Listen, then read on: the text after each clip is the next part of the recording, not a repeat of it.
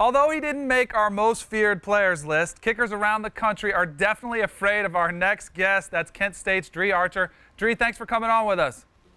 Thanks for having me. Well, Reese, right now your 47.1 return yard average is almost half of a football field. How are you able to pull this off?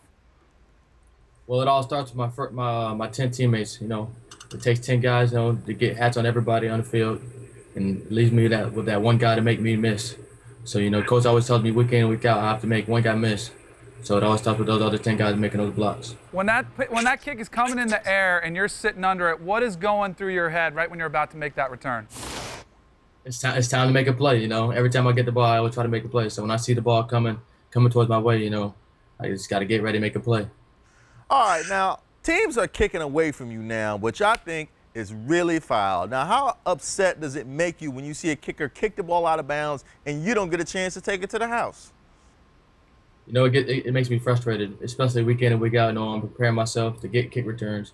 We set up perfect returns each week in and week out. You know, I'm running back and forth switching sides with my other teammates. They're always trying to kick away from me, so I get real frustrated. All right, Reese. BYU's Paul Allen holds the record for yards per kick return at 40.08, which he set way back in 1961. How confident are you that you'll be the man to break this record? You know, I'm very confident in my game, you know.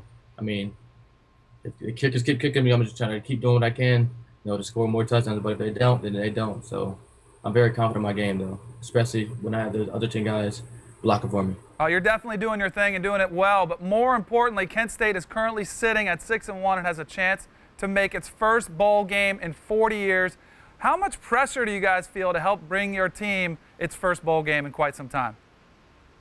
You know, there's no pressure at all. You know, we're coming in every day, you know, doing what we got to do and taking care of business. But there's no pressure on us. You know, we know where we're capable of.